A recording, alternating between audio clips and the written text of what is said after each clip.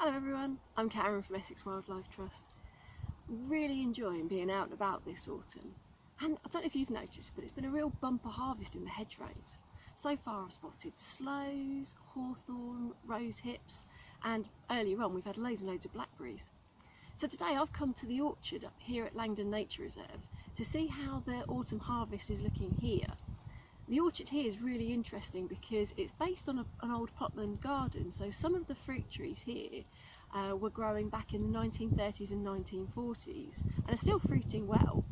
But we've also added a number of trees over the last few years to increase the size of the orchard, but we've been focusing on local and heritage varieties. So there's a few unusual apples and pears and other fruits that you won't find in other sites around Essex.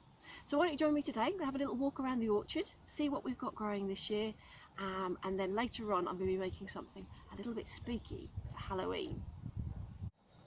This is one of the older trees in the orchard. This is a pear tree that was part of the original plotland garden here at Langdon, and it's had a bumper year.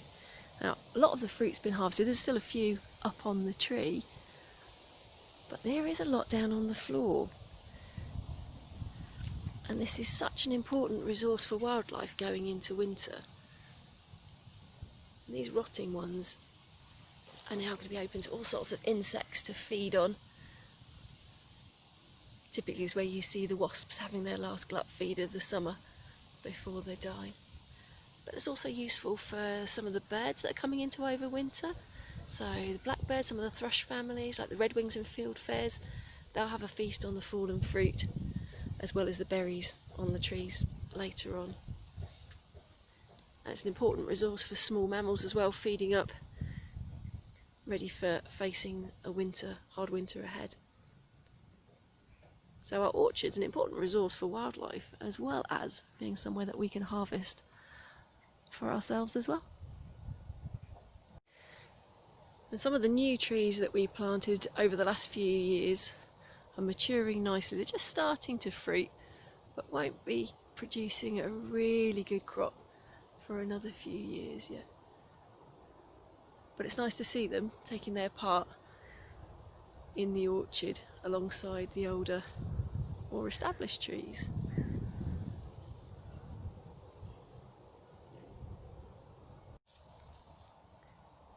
This is one of the more unusual fruits here in the orchard. This is a medlar. It fruits quite late in the year, and in fact shouldn't be harvested until October or November.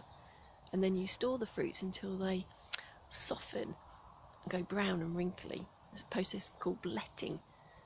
And when they're nice and soft, you can scoop out the puree inside with sort of tangy, citrusy flavour. The older trees in the orchard are also home to lots of wildlife, and this old pear tree has supported a nest of hornets for the last few summers,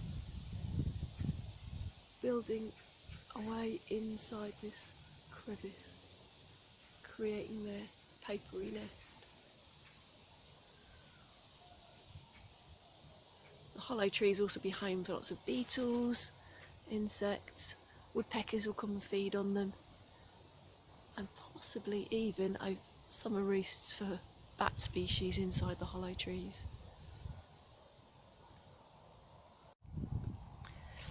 So while I was on my walk around the orchard, I've picked up a few bits that I can use to make something a little bit spooky for Halloween. I'm going to have a go at making a shrunken apple head.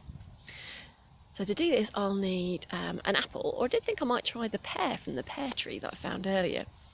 I found some berries that I could use for eyes, some grasses, leaves and other things that I could maybe use to decorate it, and some sticks to make arms and a body. You'll also need a potato peeler, and don't forget to get an adult to help you or supervise you if you need it. Right, let's have a go at making a spooky Halloween shrunken apple head. Okay. The first thing I'm going to do is very carefully remove all the peel from the apple with my peeler.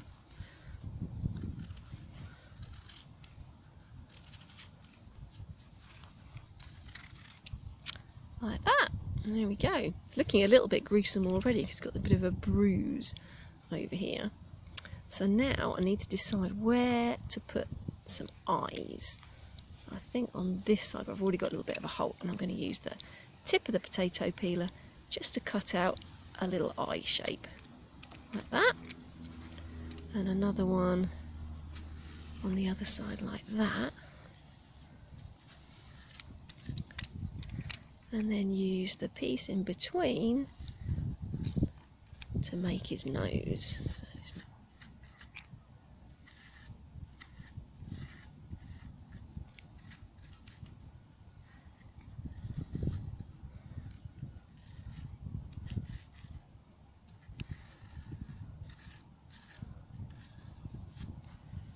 like that. There we go. Start to see a sort of face shape on the front. Okay, maybe a little bit of a mouth underneath.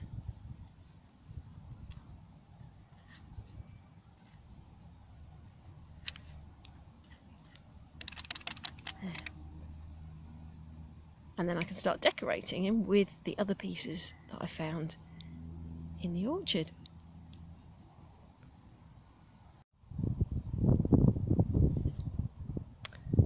And there we go.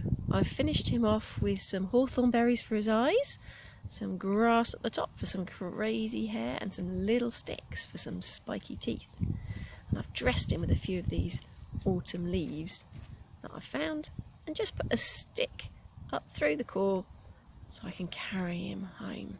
So I'm going to take him home. I'm going to leave him on a nice bright windowsill for a few days and see what happens to this juicy apple head as it starts to dry out.